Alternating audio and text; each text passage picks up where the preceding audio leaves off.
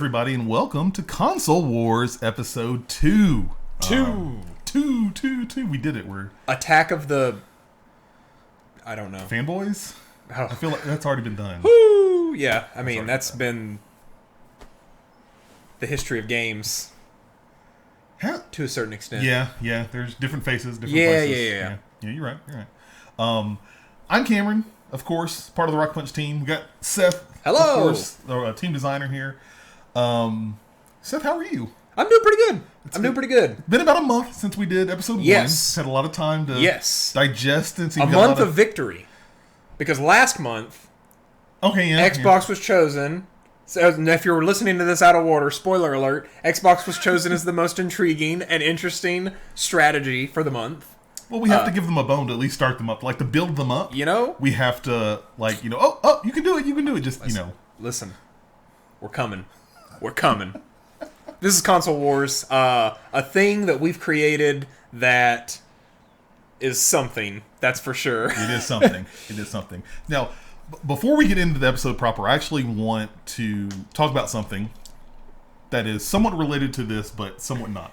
Okay. Banter. So, I was sick last week. It was also my birthday last week. So, I ended up inadvertently getting one of the coolest gifts I've ever received. Oh man, this is new. My other, I don't know what this is. The other member of the Rocket Punch team came over while I was sick, and it sucked that I was sick. And he actually ended up giving me this gift for my birthday. So it's PlayStation related. That's why it's on the show. Okay, well, it's in a blue bag. So. He got me a Glacier White PSP. Oh my god! So now, for people who don't know, these were only made in Japan. Whoa, that's these cool. Are not anywhere else. That's awesome. It's got some... Listen, I know you can't see this because video on the internet, but it is like shiny. It's got like a... It's got that little flake, like sparkles and stuff. Little sparkles in the paint. He also ended up... So, the special thing about this is that it is preloaded with a bunch of game ROMs.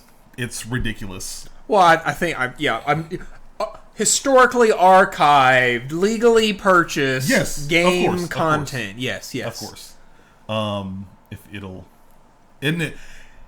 I'll explain why this is awesome to me. But booting it up, remember all that. I'm showing Seth all the different games that were on here. So it'll take a second to boot up the memory stick here. But I think there was a lot of cool games that he ended up getting for it. Oh, that's cool. Oh, that's so cool. Yes. There are a ton of games on here, including one of my personal favorites of many. Metal Gear Acid. Yep. I've talked about it before. It still very much holds up now. I didn't mean to do that. That's awesome. What a good gift. So, we're not done. Oh, okay. There's more. There's more. In addition to this, we also got some PSP games. Ape Escape on the loose. Yes, there you go. Of course, that is very on brand for Cameron. Fantasy Golf Pangea. Listen, this is the right type of anime bullshit that I like. Let me look at this. Go. This is anime golf. It's anime golf. Anime golf. I love it. Ape Escape Academy, which is like the mini games for Ape Escape that they released a while back. Okay. Also on brand for Cameron, Crisis Core, Final Fantasy VII. This was only on PSP. Oh. And it's like a prequel series talking about Zack before the events of Final Fantasy VII. Also, Final Fantasy VII or Final Fantasy Tactics War of the Lines. Good ass shit right there. That's good. Good video game. And then the final coup de grace. I can't play this. Well, I might be able to. Is the original Japanese Ape Escape. That is so Cameron. It hurts. It hurts. I was like, what the hell? That's amazing. Like, everything's in Japanese. Japanese manuals. Oh, man. That's so cool. But that actually got me through the day or two that I was sick. Good. Well, I'm glad. Awesome. And I wanted to bring that up before we got started because Will didn't have to do that, but he did anyway, and I thanked him a whole lot for it. So. Yeah, I mean, the history of the Xbox would be probably the capacitor exploded and the inside of my Xbox is covered with. Speak of the devil. Look who's let's What's he calling? Yeah, hold on. Wait, no. Hey, Will, this is Cameron and Seth. You're on Console Wars Episode 2, man. How are you doing? Woo woo. Oh, apologies. You're on the mic. Yeah, anything you want to say to the people while you're here? Go Xbox and death to PlayStation. Oh, wow. Actually, let's be entirely honest. I've got golden flowing locks from the PC Master Race, so... The other Microsoft platform.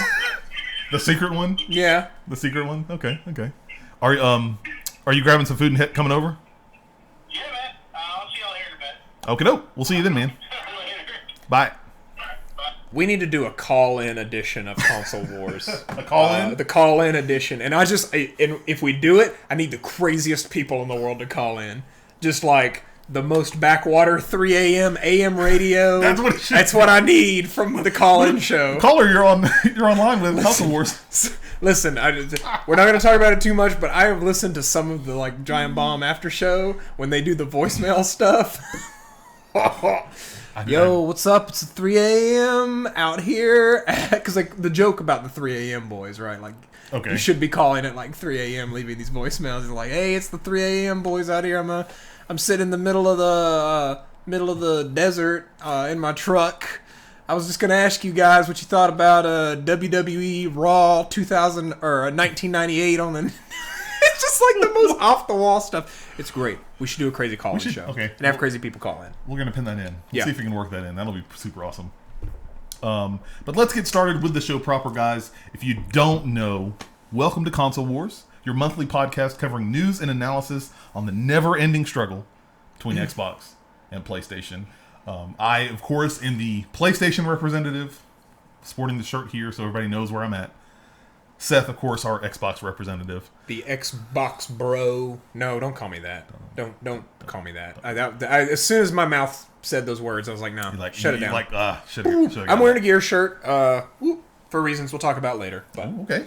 Oh, yes. Yeah. We will talk about that There's later. some Gears-related news that we got to cover this month. So you can listen to this podcast every month on our main Rocket Punch Show feed. So just go ahead. If you're already subscribed to the Rocket Punch Show, guess what? You're getting this episode every month. Video, of course, will also be available on YouTube as well when it goes live on the main feed. If you want to know more about not only this show, Console Wars, but also all this cool stuff we do at Rocket Punch, head over to rocketpunchgo.com. That is your one-stop shop for all things Rocket Punch. All of our videos, podcast streams, and more are going to be right there at your fingertips. If you want to get the show early, you want to get early access to this show before it ends up on the main feed, make sure you consider checking out our Patreon over at patreon.com/rocketpunch. For as little as $1 a month, you can help support the show and get awesome, cool incentives, exclusive content you're never going to find anywhere else, and a whole lot more. Speaking of Patreon, as we always do at the beginning of the show, we like to give a shout out to our Platinum members, people supporting us at our highest tier over on Patreon. So give a special shout out and thank you to our producers, Chuck O, Jossie M, Sam S, Jeremy M, Stephen S, and Tyler H. Thank you guys so much for your continued support. So why are those not? Why are they platinum? Why do you shoehorn PlayStation into every aspect of this thing? I want it to be made on the record perfectly clear.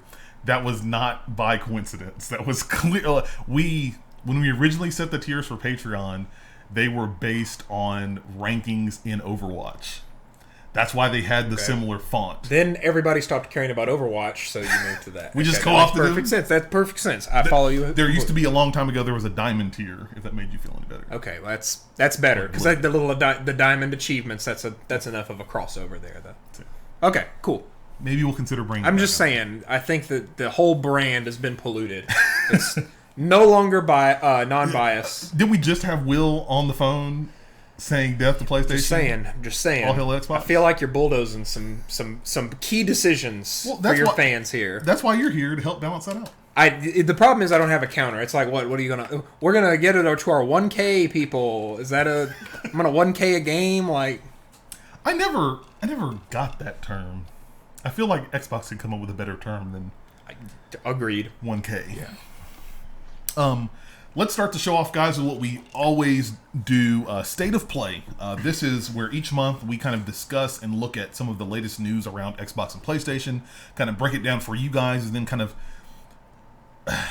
I I don't want to say debate, but debate. Kind of we discuss fight to the death. Fight to the death, gladiatorial style. Gladiatorial? Yes. Mm-hmm. Highlander style? Yes. There can be only one? There can be only one. Okay. Yes. Full on. It's time to begin your training, McLeod. I just wanted... You gotta kill... The only way is to cut the head off. Shing! 2 more should take its place then. That's it? Well, that's... Hold on. Crossing the streams here. So yeah, generally we go through, we break down... I'm going to break down Microsoft, what's going on in the Xbox zone.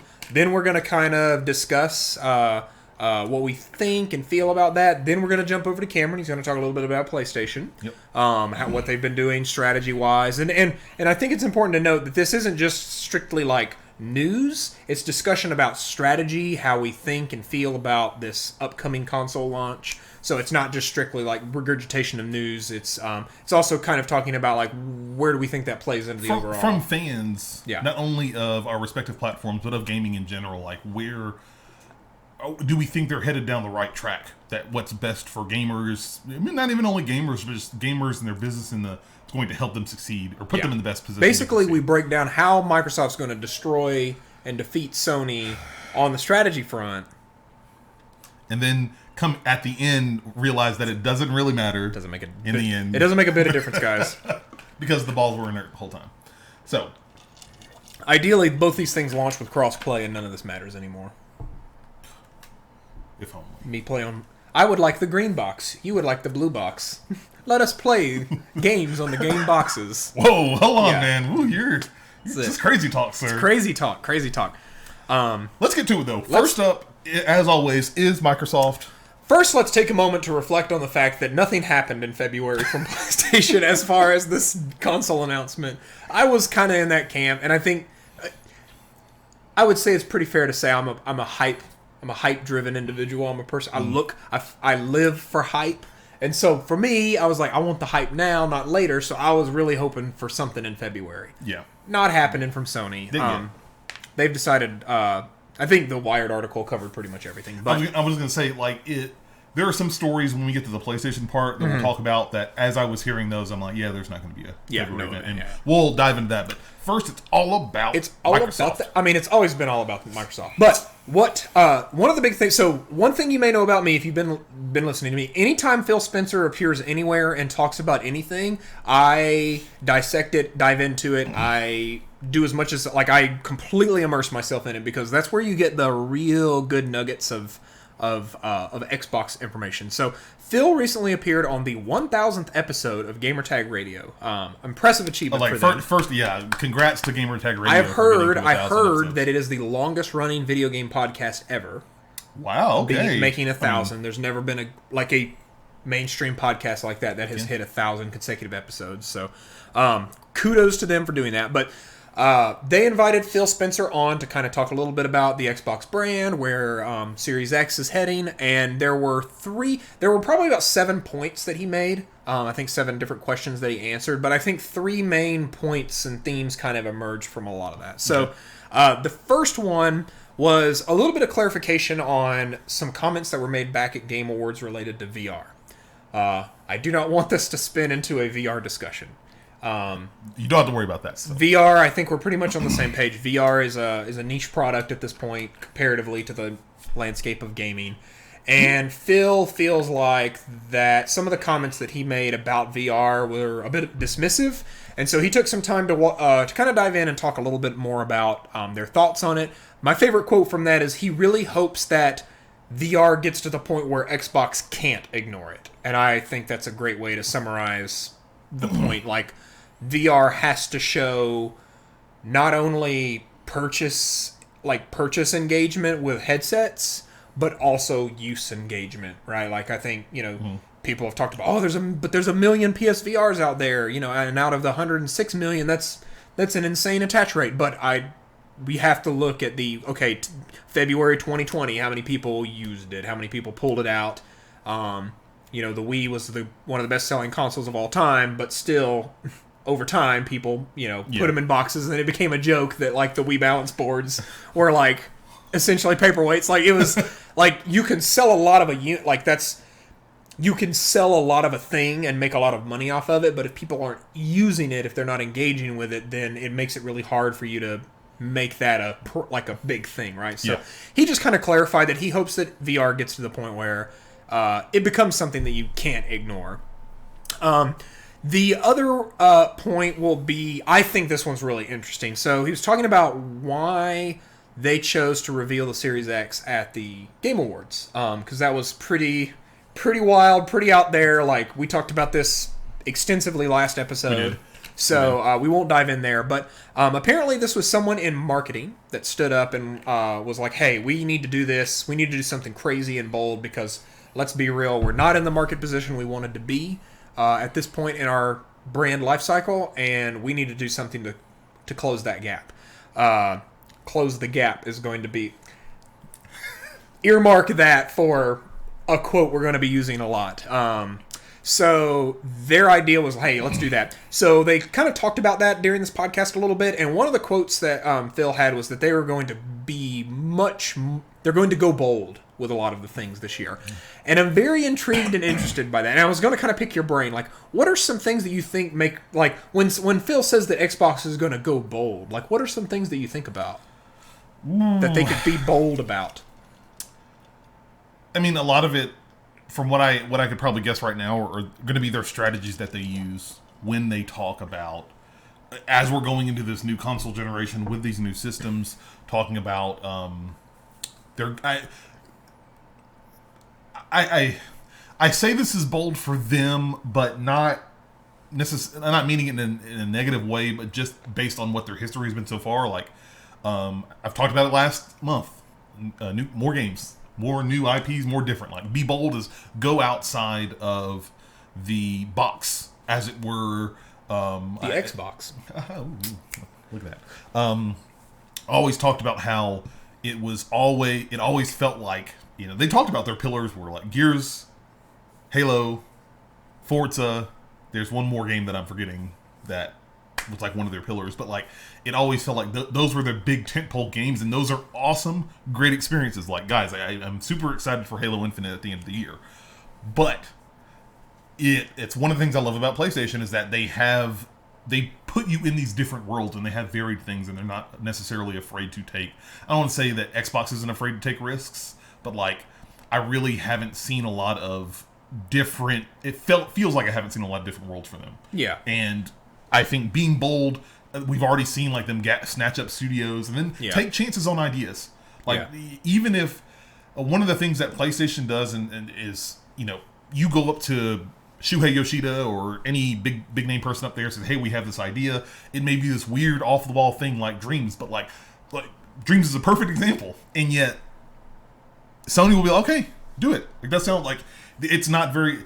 I don't think Microsoft is the same time as well, but I don't think it's always like what's going to make us the most money. Like, oh, what's interesting? What do we think our player base might like something different? Like, we have the money makers like Uncharted and all these other properties, but like, what are some other unique stuff we can do? And I think being bold is not only just like with those IPs, but also just shaking up the industry in ways. I think that being bold, from what he's saying, is shaking up the industry in a way that either we haven't done in a long time or that hasn't been done at all.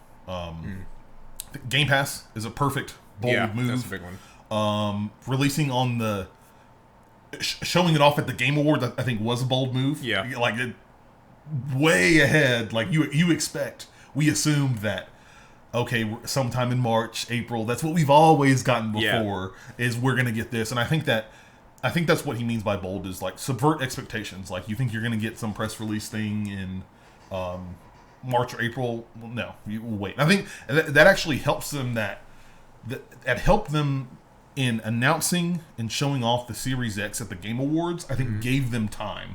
Yeah, and I say gave them time, but no one, Xbox fans and gamers alike, are not in a rush. We know we're going to get news at E3. Yeah. Like, we know it's coming. If we hadn't got that Game Awards reveal, we still would have been like, what is the new system? But now that we know what it is, we have a general idea of what it looks like and what it is. But we've also had, like, kind of I say leaks, but like details from articles and stuff that the Xbox has given as well as Sony has given. Like, we have a general idea of what the consoles are going to be. We're just looking for confirmations now. Like, what do the boxes look like? What is the actual hardware? What's going to be playing on it? How much is it going to cost? I have some clues for that coming up very shortly. So that was another one. I do want to take a moment. This isn't one of the 3 points that I pulled, but first-party output was something that was the first thing that Phil was asked about, was first-party output. I don't know what else to tell the comment sections of the internet other than they bought literally 7 studios a year ago, and now they're on full output. They have most likely been working on Series X projects the moment, like the week they bought it got acquired. They were like, "Here is the prototype. Get to work. Get to work. Like, ship what you've got. Bleeding Edge, get it out the door. All this stuff, get them out the door. Outer Worlds. But then we gotta do what you're talking about, because one thing we've talked about, and I'm not going to dive in it, but like Sony is very clear about knowing what their audience wants. They want those big open world, the big giant action games, third person, immersive worlds, dynamic, crazy, cool stories. Like, they know that, and they ship that really, really well. I think Microsoft can't keep being like, oh, well, they're going to be the shooter box. Like, it just doesn't fly anymore. So, anyway, so the last thing, slightly touching on that, I don't even think that, and I hate it, and it sucks that people consider Xbox a shooter box, because they're not. There are a lot of great games on that system. I think it's just because the big tentpole things that they've been pushing were shooters, and people just got that stigma. And I'm hoping that in this console generation, as we see these new studios make new games, we're going to see a lot of varied things from them, and it's going to turn a lot of people's impressions and thoughts on what Xbox. It's again, like, I'm not going to sit here and talk about first party output, because the games are coming. This will be a discussion that will be much more interesting in 2022 when we see what the initiative's working on. It may not be out by then. We'll see. But we see what the initiative's working on. We have a couple of these games that you think about, like, I think the Xbox One S was the beginning of the Xbox console generation that we are now concluding, right? Like, that was when Phil Spencer, that was the first decision I think Phil Spencer made as the head of Xbox, was to make that version of the console. So that's kind of where my mindset is, like, okay, 3 or 4 years from now, we're going to be able to look back and see, okay, this was the decision they actually went with and made. So that's not for here and now. The other thing he talked about, this is always interesting to me. He talked about Xbox in Japan, because I think that people talk all the time about just the abysmal numbers of Xbox in Japan.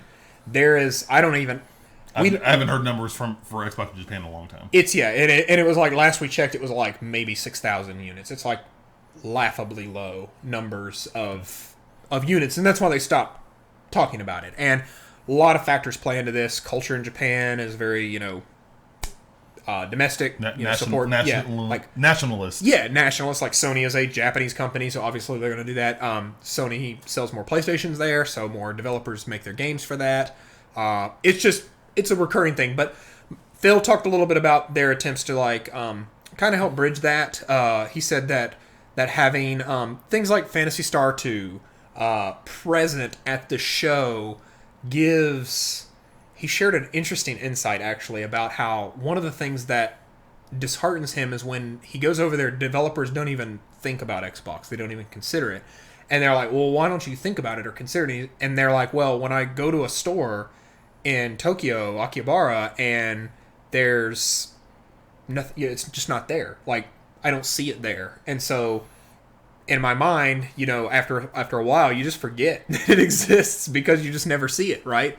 I can say Engage was a thing, and you're like, oh shit, that was a thing. Or I could, there's right. Things that, like, these niche products that just disappear because nobody cares about them, and then they just fall off, and that's kind of what has happened to Xbox. So I think what he said is, we're going to try and be present there. We're going to try and have a presence there. And I thought that was really cool and interesting, because I do think that you could have the same first-party output from Microsoft and Sony, but Sony's still going to edge out because they get to rely on From Software. Well, no, those aren't exclusive, but like Bloodborne, huge win for PlayStation to make that exclusive. Well, think like a lot of Japanese-centric games tend to feel like they're like, it's that psychology of like, if Sony buys, hey, we've got, I don't say Bloodborne, but like some Japanese type game, and it's like, boom, I think Persona 5 is the perfect like if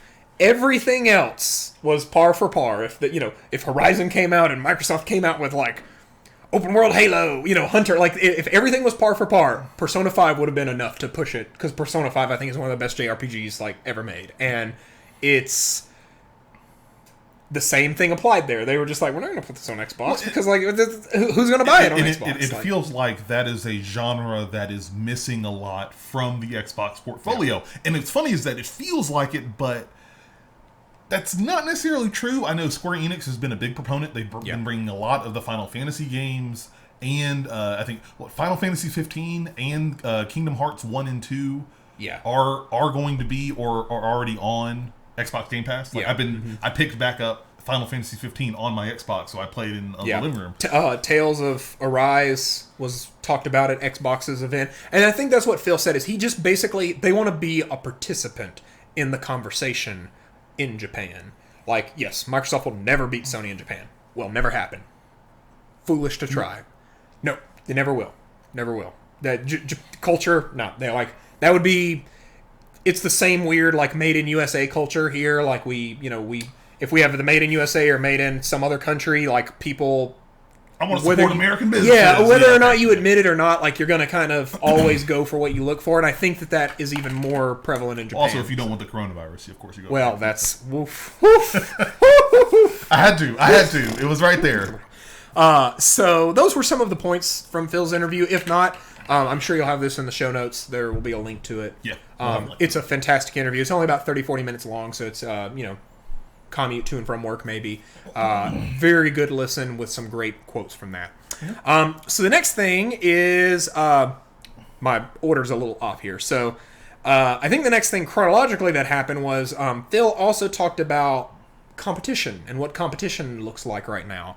And there was an interesting idea that he talked about where Microsoft doesn't really consider Sony and Nintendo their competitors for Xbox any longer, and instead pointed toward services like Stadia, like GeForce Now, which I know just launched, and potentially PlayStation Now could be. I don't think he quoted that, but Stadia is the big one, right? Because that's the one that's the one that. Amazon. Let me get my large foam quote fingers.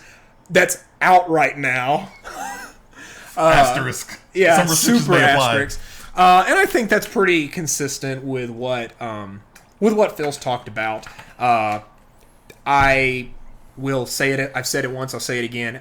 xCloud is not going to replace the Xbox anytime ever. Probably, maybe it. Never say never. It might one day. But xCloud is about taking the 106 million consoles that Sony shipped and making that you tapped 7% of the market. Like, you tapped such a small amount of the actual market that's out there.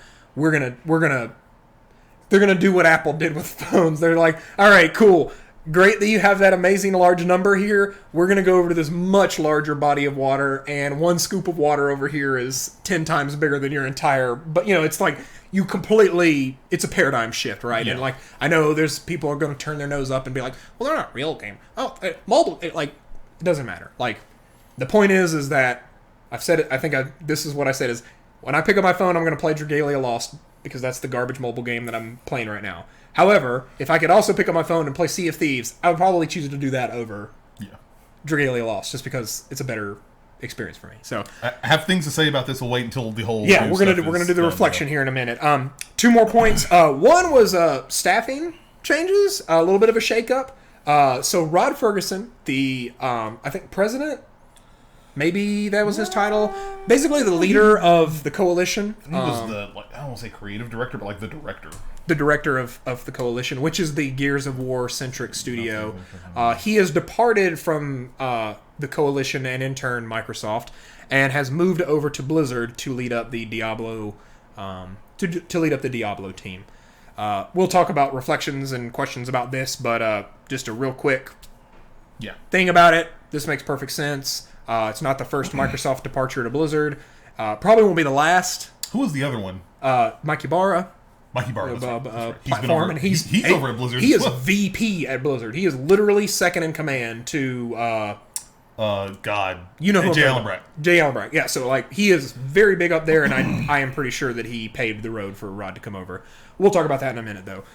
The last one is more just, again, you come to Seth, you don't want the things that you can find anywhere else. I get the juicy stuff. I get the good stuff. And I dug into the GDC schedule because I heard that Microsoft was having a talk about some tech that they're going to be implementing.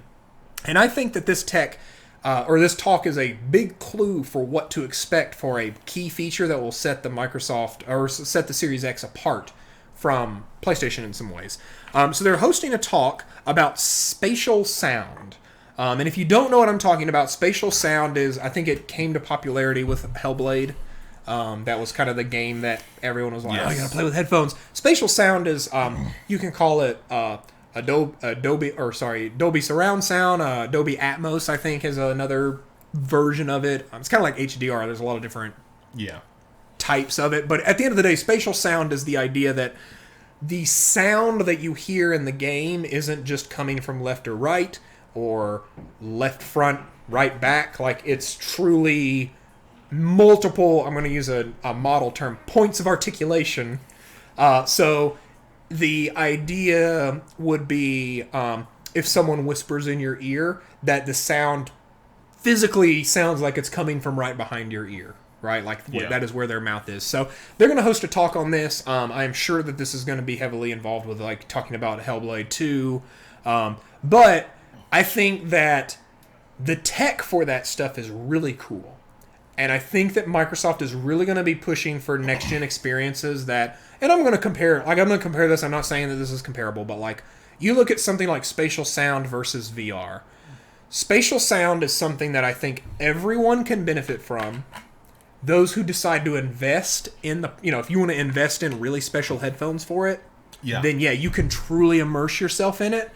But you're still going to get something out of it, even if you just wear a regular, from $20 from Walmart stereo headset, right? There's still Skull Candy. Yeah, it's like, it is.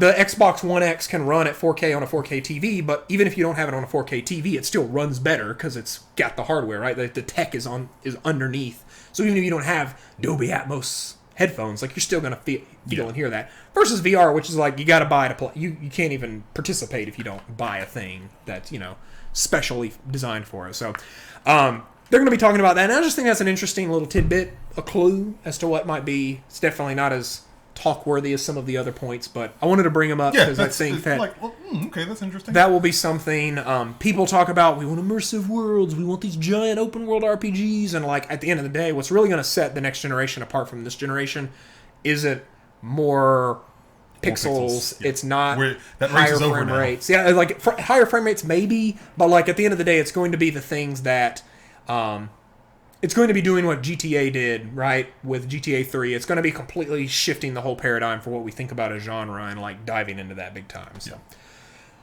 those are the big points. Yeah. Let's talk about them. What do you hit me? I'm prepared for any thoughts, comments, opinions. Okay.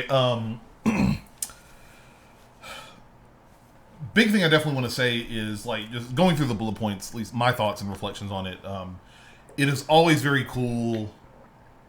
And I'm not going to say that Phil and Microsoft are doing this, but I think that's more of just the times. We're in 2020 now, where that barrier between game developers and executives and consumers it's very thin. Yeah, I can message Phil Spencer right now on Twitter, like, pull him out. I can message Shugo. Will he reply? Nah. Will it be one of his PR people? It's possible. But I think that it was really awesome that, following Gamertag Radio for a little bit, knowing that I think they started as an Xbox podcast. They did. And that they have, like, they had a campaign, like, oh, let's get Phil, and, like, actually, because of that barrier, actually listening, and Phil said, hey, come on. And then, especially hearing the Gamertag Radio guys, I think it's Danny Pena and Paris. Mm-hmm. Danny and Paris, I think two of the main guys there, they were very clear, like, they understand industry very much that they're not like, hey, let's get Phil on here and let's drill him for everything we can get for what the Xbox Series X is and get exclusives and stuff. Like, no, they were having a very nice, frank conversation of what has already been talked about and delve a lot into decisions, comments, and stuff, and why. We got the why for a lot of things. And I think that was really great to see that from Phil, to kind of sit down and for a podcast that they have no affiliation with whatsoever, to sit down and say, hey, you know what, we'll take some time, let's set this up, let's make it the 1,000th episode and help celebrate that culture there. That was great. Yeah. For me personally, the two things that concern me are, of course, Rod leaving and the comments about the competition. Oh, which one do you want to start with? Let's start with the competition one. All right. I feel like that's going to be a longer one. Okay, that one's going to be a longer one. Okay, cool. So this is a weird quote. This is a weird idea, and I want to say, like, yes, it is weird. That like, it's not like, oh my god, he's like, it's very weird. Yeah, it's. What are your thoughts? Like, what do you think of? What are your initial impressions when you heard thoughts, that? And again, you know, as we said in episode 1. This is in jest. We have fun. We put on our costumes and our masks, but we are all gamers at the end of the day. And you'll find out when we break bread at the end of the episode. Think about it like we're fighting, right, with daggers, and the daggers are like the little, the little pushing daggers, right? But you have to understand that from the audience, you see the glint on our waist of another dagger. That's very real. So it's in jest, but at any moment we could do a little old switcheroo, and if we're good enough with it, we can get a good jab in, Yeah, good point. My thoughts on hearing this is, I feel like it's multi-layered. Number one, I think, I talked to Will about this too when this got announced. Number one, it's weird. Come on. Stadia... Like they're still trying to fully release what they promised people, and they came out back in November. So it's been 5 months now, and then Amazon as the other competitor, which really has not produced anything of worth in the gaming industry. I think they're working currently on an MMO RPG. Yeah, Lumberyard. But more so like Lumberyard and like Amazon Web Services and probably back-end stuff is what they're probably talking about. But like if gut instinct was like, I wanted to go harsh, like, come on, Phil, you're smarter than that. But then I'm thinking about it, I'm like, and reading some of the articles and some of the context, I understand what he's talking about. I think this is one of the things, and I feel like Phil, the last 2 months, Phil has had this happen a couple of times where he says quotes and they feel kind of out of place, and he might have to come back and like, this is what I meant. Like, let's be kind. He'll need to come back and clarify. Yes. Yeah. Like what's exactly going on? Like he did with VR, right? Like his comments about VR initially were very dismissive. And there was this whole Twitter exchange between him and the guys from Gamertag and the Podcast Unlocked. IGN. Ryan McCaffrey. Ryan McCaffrey. And so there was this whole conversation of like, wow, you're being kind of dismissive of this. And yeah, like it didn't look good. And and again, my personal thoughts on it, PlayStation and Nintendo are 100% totally competitors for Microsoft, like full stop. Like I know that Xbox has a lot of bigger and grandiose things with the Xbox as a brand, but consoles are a part of that overarching brand, but it's still a part of that overarching brand. And I think they're still going to have those battles and those fights with people. Now, especially if you look, we'll have them in the show notes, but if you look at the Verge article that he talks about it, there are some hints where, at least the way that Tom Warren, who wrote the article, talk about, where it's very specifically with like cloud gaming. Yeah, Nintendo, none of them get me started on their online infrastructure. And then, but they've opted not to do cloud. They are doing local hardware that is just portable. Anything, period, Nintendo and online related is not the bare minimum. Yeah. Like, and Sony in and of itself with their, I mean, the big thing they've got is their PlayStation Now service, which I could talk about later. I've actually tried. I did actually try PlayStation Now. How was that? It was cool. It was very interesting. I still had some stuttering problems with a particular scene. I'll tell you off mic. Okay. But I don't think that it was necessarily the best move forward, or at least he should have been extremely specific into what he was talking about in his quote comments about why he thinks that Google Stadia and Amazon aren't the main competition, because it's like these guys are our competition and they barely have a foothold in anything. Like Microsoft has that edge because it's great to have Google Stadia as your competition because you don't have to do anything to win. Yeah. Like, just show up with some games. And I think that, and as I said before, like Sony, the competition with Sony, and we make it in jest here, but like the competition with Sony has made them both better. Like we have Game Pass because of the competition with Sony. We have the Xbox One X because of that. We probably crossplay because of that. Like in same, we have the PlayStation 4 because of the 360. Yeah, and because of the success of that system. So like I think that was just I'm not gonna say it's a ball drop, but it was one of those comments where like it came out and you kind of saw the point, but you're still like you're kind of confused. You leave. You're kind of like scratching your head, like I need to call Phil back and get some more clarification on what the hell's going on. That's my thought on that one. I do think that Xbox really wants to end this generation. I think that they really want this generation to end. They want to, I mean, this is a weird comparison, and I know some people may roll their eyes, but like they really want to pull an Apple. Like they want to completely change everything about what you think about gaming and move it away from this console generation back and forth, who's going to release the better $60 box this year, into, all right, I'm going to get you hooked in $15 a month, and what am I going to do to keep you there? They want it to be that, because that is more profitable, it is more value-driven, and it is honestly more long-term growth and success, and Netflix has built an empire on that methodology. We're not going to dive into it on the yet. show, but on that point, like, there's one question I have to ask is like, and I've always wondered, especially with Game Pass, is like, it is very profitable, but who is it very profitable for? It's for, but and that data is not available to us. Yeah. The data we do know is that people who play Game Pass subscribers do buy more games. Yes, that is the data backs that up.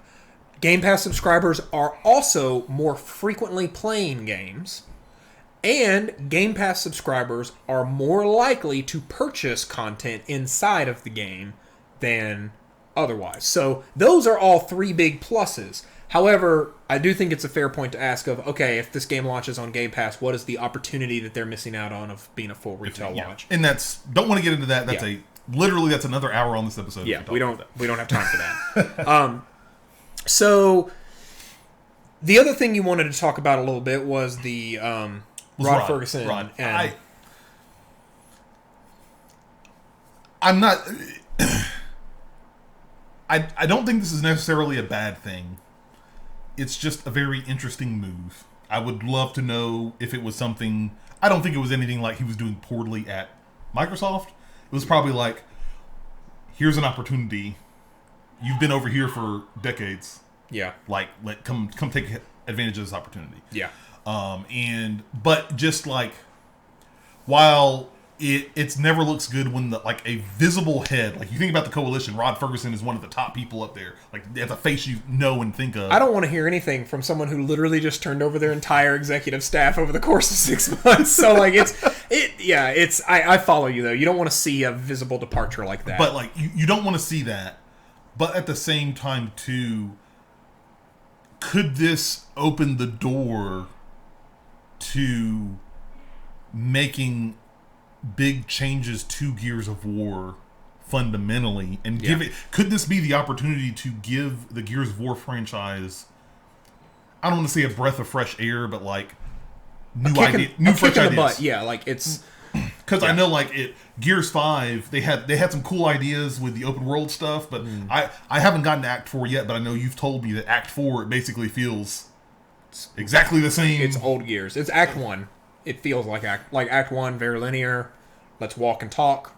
And could having another studio head or somebody else who might have new, and that's I don't say it like I'm not knocking that at all. It's just interesting thoughts, interesting timing, and is this something that could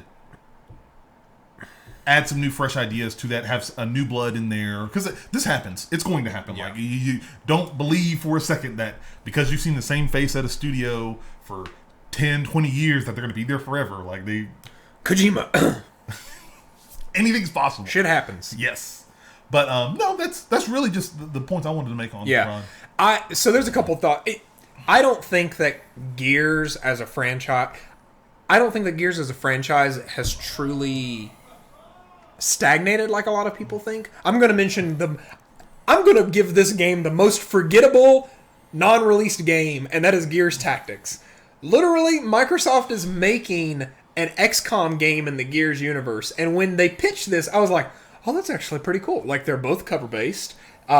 Gears has an interesting story from the, like, you know, like this... Their world is cool. Yeah. And it's, you know, I could see Gears being a franchise like because like, what is XCOM at the end of the day? It's fucking space aliens, right? But it's like, oh, this species that looks like the, you know, the Area 51, and then the snake people, like that, you know, the people that play those games have that culture. But from the outside looking in, you're like, it's just aliens, Marines, right? But like, you know that XCOM is this deep history of like permadeath. I think Gears could really easily tap into that. I'm super excited for that. I'm super excited. Everyone loves to forget that game is coming out.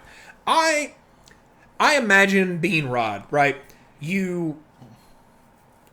Xbox is dealing with this Halo and Gears debacle. They really are suffering from the same disease of the first 3 games came out, were huge successes. Then we launched a 4th and a 5th one. The games were great. 4 and 5 were all right. Halo 5, But the 4th and 5th versions are just considered living in the shadow. Great. It's more of the same. It's more of the same. And so I don't think that Rod was holding anything back. I think that they just... Your studio's literally named the Coalition.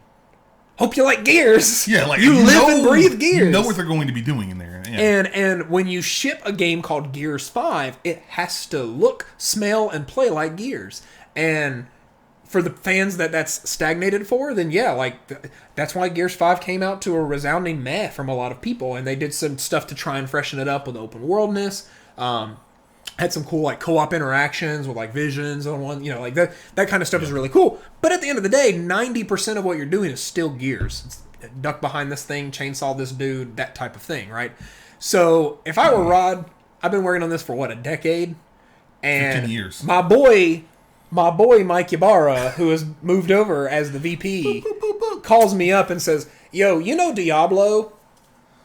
Yes. Yeah. Yes. That's when you're like, yes. You take them off speaker and pull up the phone. You're like, yeah, I do know Diablo. Like you're talking about the greatest like isometric RPG of all time. Yes, one of the most valuable franchises of all time. Yes. Yes, I am aware. And he's like, how would you like to run that? Sure. Yeah. I think that would work out. Of course, anyone would take that.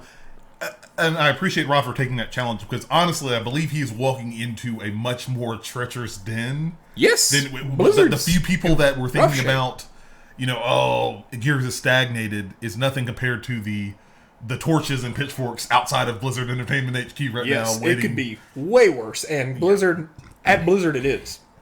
And I think tackling this game that, as we talked about before the show, like it's very pivotal to Blizzard. Yeah. And the Diablo franchise, I think, was it's very admirable and it's awesome. Like Rod is able to take up that challenge. Yeah, I mean, if you looking back to Diablo 3, I think it was 11 or 12 million copies of that game sold. Phenomenal launch. They only sold about 2 or 3 million Reaper of Souls copies. So a fraction of the people that played Diablo 3 came back for Reaper of Souls, and 10 million copies. That's a lot. That is impressive. So like Diablo is one of the biggest franchises. People have moved to Path of Exile. People have moved to a lot of other types of games, but they'll come back to Diablo the second it's good. Like Diablo is big, so I don't blame him for taking that. If I've been somewhere for 10 years working on the same type of games that, like, we know Gear 6 is going to come out, we know it's going to finish the story, like, we know that, and, like, I don't know, I'd rather work on something different, and, like, Diablo 4 seems to be... It's a new challenge. It's a new challenge, yeah. And you can bring the knowledge you have from working at Epic Games, working on the Gears franchise, working with Microsoft for all this time, over to Blizzard. And bring that over, so... I think it's pretty consistent. I told you this, I don't think it'll be the last departure. I think there will probably be another big departure over to Blizzard at some point in the future, because I wonder how things are on the Warcraft team after Warcraft 3. I wonder how things are on the strategy team after...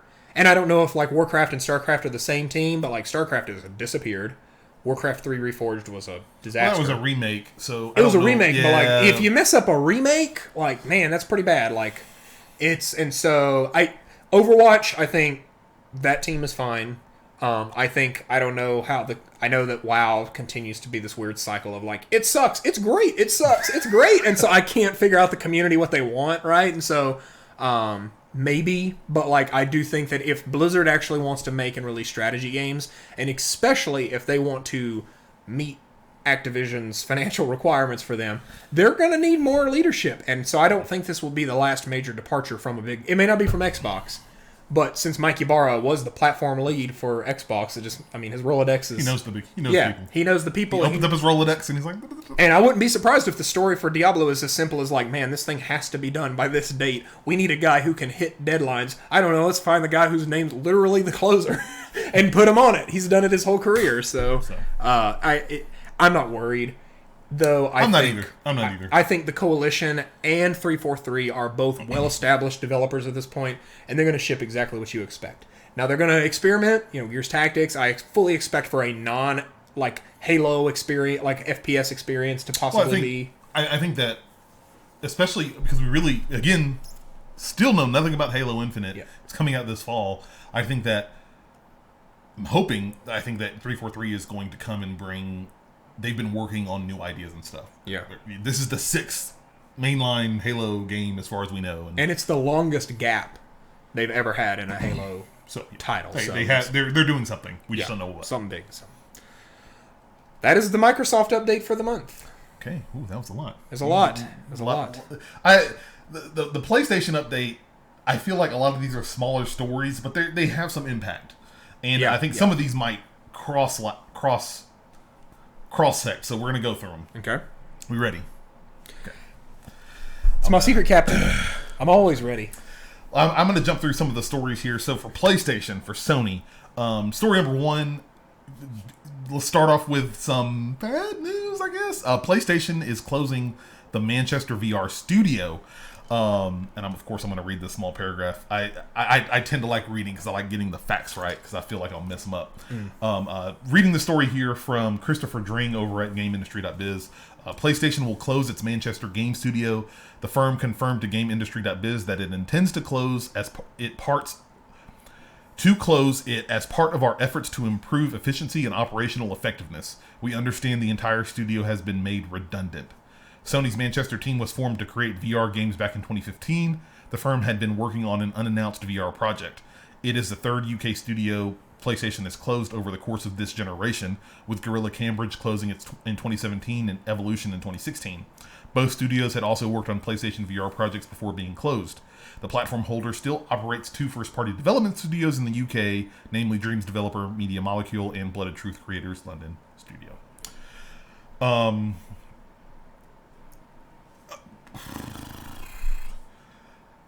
It sucks. It sucks. It sucks. And when I was listening to podcasts and reading more into this, from what I heard too, they were made in 2015. I think they hadn't even come out with the game, or if they did, It never launched. Yeah. And so it sucks to see a studio close, but I also kind of understood the point. Like, you've been open for 5 years now, and you haven't made anything, and especially on VR, where that well is not very deep as it is. I think that but boy, is the village thirsty. Apparently.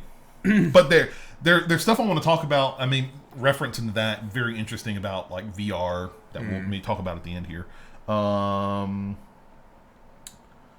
want to read this one because I actually have not read this at all. I just saw quotes and stuff.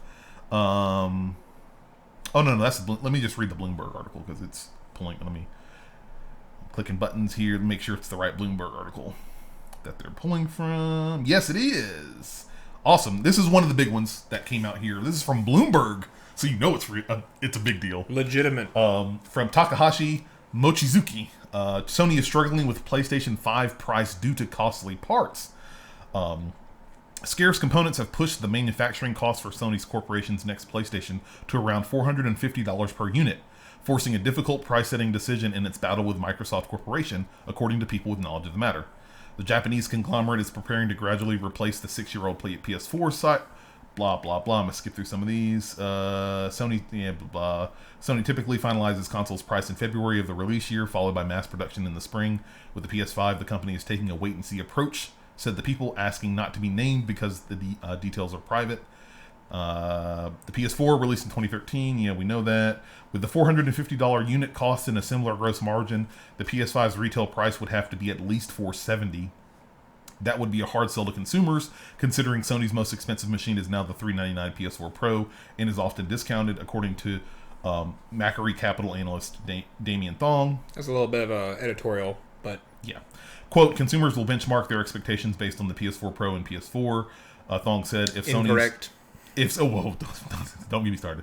If Sony prices above that, it would likely be to balance a need to offset higher materials cost against risks to demand. Sony declined to comment. The company's biggest headache is ensuring a reliable supply of DRAM and NAND flash memory. This is all technical stuff. I'm going to skip through that. I'm not Will. Blah, blah, blah, blah. Yeah, I don't need the tech specs. Will loves tech specs. Throw that. Okay. That's more or less the conversation and points there. That was somewhat of a big pop in there. I would say the biggest pop of that's been the chatter, at least from what I've seen, is this price debacle. I have thoughts. I'm going to dive into them more in our reflection. The TLDR that I have for that is, if you thought this console was going to be $399, I think you were foolish. We're going to put a pin in the price conversation. I would say the majority of today's episode will be the price conversation. Okay. So. Another fun one here. This is a quick one, actually. So apparently PlayStation, it got revealed that PlayStation, when they bought Insomniac Games, they paid $229 million to acquire Insomniac Games. There you go. Pulled that up. It was... That was a smart acquisition, by the way. That was very smart.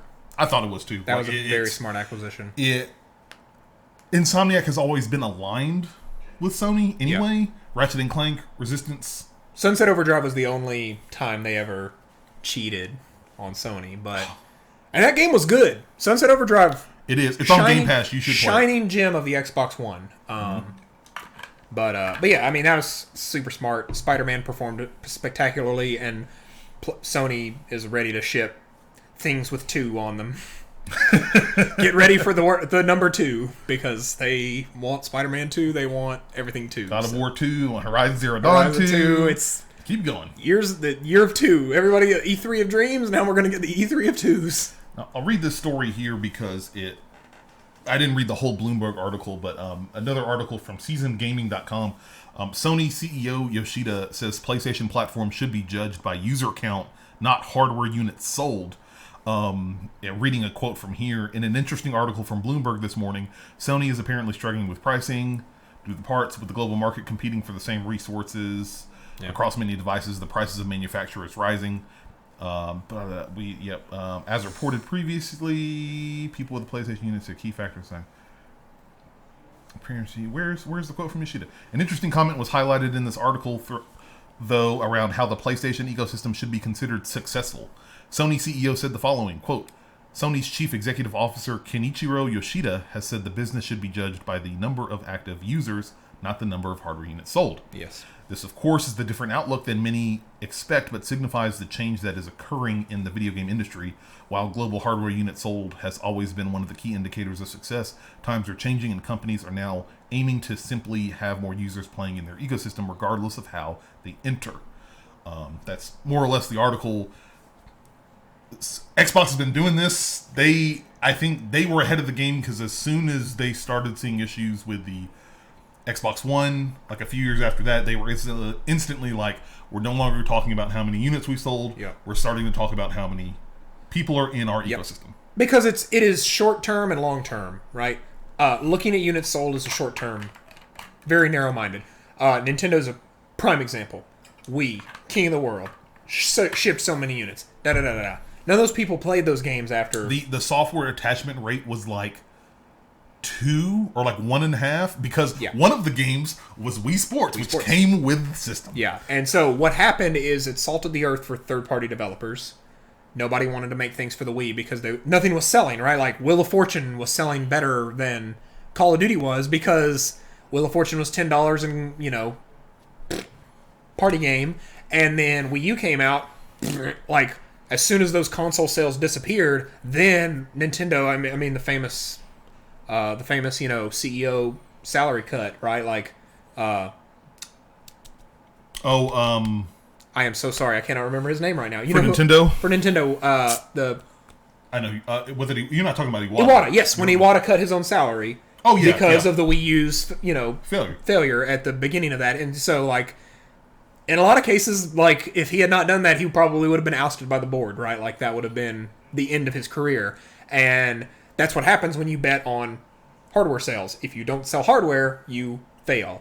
Whereas when you shift the paradigm away from that to I'm gonna use Netflix because Netflix is the example. Netflix destroyed the movie industry by destroying the idea of going to the movies. Right? Like they completely eradicated it. Which people have been trying to do, especially as digital kind of grew. Yep. People have been trying to figure out how to do that. And like it sounds so simple in retrospect. We're like, oh well, Netflix changed the world. Like the iPhone changed the world. The things that these companies that we take for granted as like the industry leaders now, they changed the world because they shifted the paradigm. I think someone is trying to figure out who's going to crack the nut first of, all right, I am going to make the game that is as synonymous with, or I'm going to make the service that is as synonymous with gaming as Google is for searching, as Netflix is for watching, right? Like, if you can own that, I'm going to coin a new phrase here, own that verb. If the phrase gaming becomes synonymous with, if you're gaming, you're playing on PlayStation. I think that's what the narrative is right now. Okay. If you play video games, you play them on PlayStation. That will be the case until people kind of start wanting to buy $400 or $500 boxes and start being like, man, I wish I could just play Uncharted on my phone. And man, I really wish that I could play Uncharted on my iPad or my Chromebook that, is $200 that, right now I can't afford. That opens the floodgates for billions, not millions, right? Yeah. So that's my 2 cents on that. But I want to talk. I'm sorry, we're not in a reflection. It's okay. We're gonna talk about some of those points too. Another story bringing up here, kind of piggybacking off of that, like, why are we hearing comments about this? Because of stuff like this. From PushSquare.com, PSN earned $12.48 billion for Sony in 2019. How big is the PlayStation Network? Well, it's 12.48 billion big, according to data crunched by Reset Eras via Sony's latest sales report. The Japanese giant raked in an eye-watering $9.28 billion in 2019 through the PlayStation Store with the sale of full games, add-ons, and microtransactions. It then made a further $3.2 billion through subscriptions like PlayStation Now and PlayStation Plus. As reported earlier in the year, the latter has achieved a record high of 38.8 million active subscribers, which is roughly a third of the PlayStation 4's install base. It's no wonder the organization is planning a swift transition to the PlayStation 5, as the PS Store has become something of a cash cow this generation, and it's only going to get bigger. Which, I'm going to be very honest, that shocked me. Yeah, well, I can also give you an update to let you know that GameStop is currently trading at $4.04 per share. So, GameStop? GameStop. Oh. Stock. Did I say $4.04 per share. Is there a correlation? Probably. Yeah. This is what Sony wants. This is what they want. This is what Microsoft tried to fast track.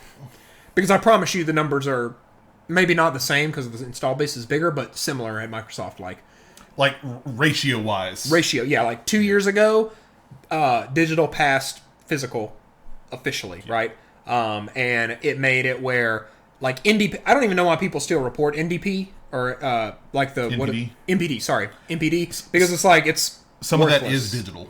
Some of it is digital. Okay, a lot of Nintendo stuff is not. But digital has started slowly being opted. Yeah. It's not all digital, but some of it is. And they don't have, people don't have to report that, right? Like, Sony can make that much money and not say a word about it, right? Whereas, like, GameStop is, they're going to be out there like, we made this many $1 billion because they want to appease their shareholders.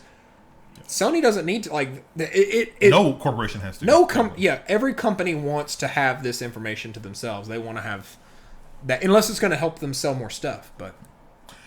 The last story I'm going to read on the PlayStation stock here. You thought PlayStation was coming to PAX East. Well, you're wrong. They're not coming anymore. I'm going to read PAX East, but they're also not coming. PlayStation and Facebook have pulled out of GDC as well. Mm-hmm. I'm reading from the official PlayStation blog the update they made about PAX East.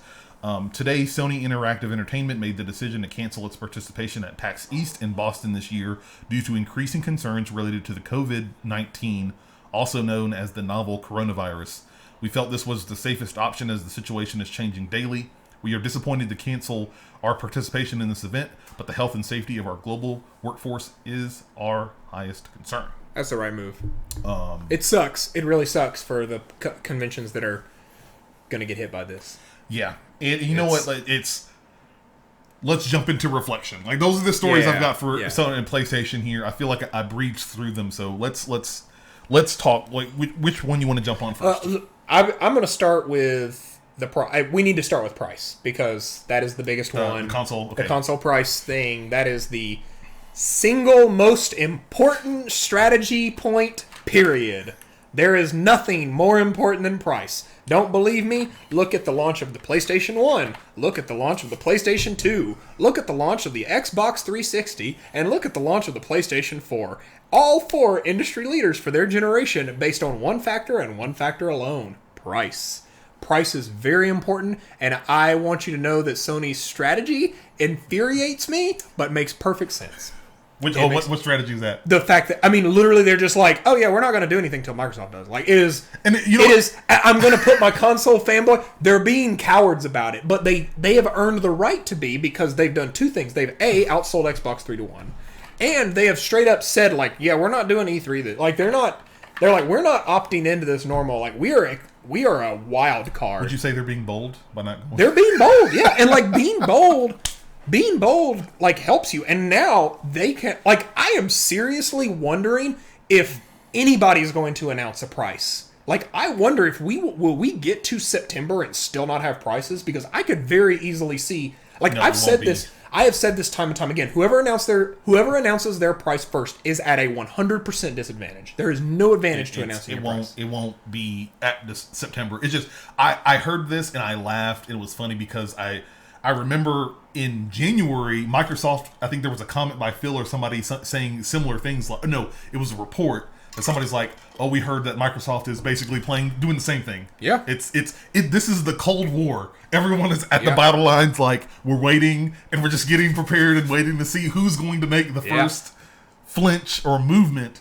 And so it's just very funny that hearing Microsoft was doing it, now hearing Sony's doing it. A lot of stuff, I feel it has to be at E3. Like, for either for a price to be announced for either one of these consoles, it has to be at or around E3. My reasoning is that there are too many eyes on E3 as a whole. Mm-hmm. Now, maybe not this year, we'll see. But there's too many eyes on E3 for them not to start revealing the prices and details on these consoles.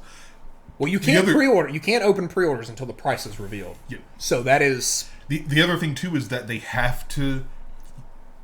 If these console prices are what we expect them to be, which my thought process, especially after seeing the PlayStation report, it's going to be $499. $499. Like could they take the hit, the $50 hit, and then drop it to $399? Sony sure, cannot. But they won't, because one of the things I especially want to talk about that price is that people don't understand that if their cost of the system is going to be about $450, then you're not adding in like manufacturing costs, shipping costs, there's box, and that's going to push that up to that $499 price point. Guess what? And people saying like, oh my God, Microsoft's going to price at $399. My opinion, it will be $499 too, because guess what? From what reports we've seen, where they're similarly spec'd with Microsoft being a little bit higher, don't kid yourself for a second that Microsoft is maybe facing similar problems, maybe not in struggling with the price, but more so like understanding that, hey, we have to make some type of margin on this. We got to price it at $499. I think honestly, more than anything, I think Microsoft may just be deciding if it's going to be $599 or $499. I think I think it's going to be $499 because it's going to be $499 because the price has already been proven with the Xbox One X. Yeah. We can talk about inflation, we can talk about whatever. $499 is not unheard of.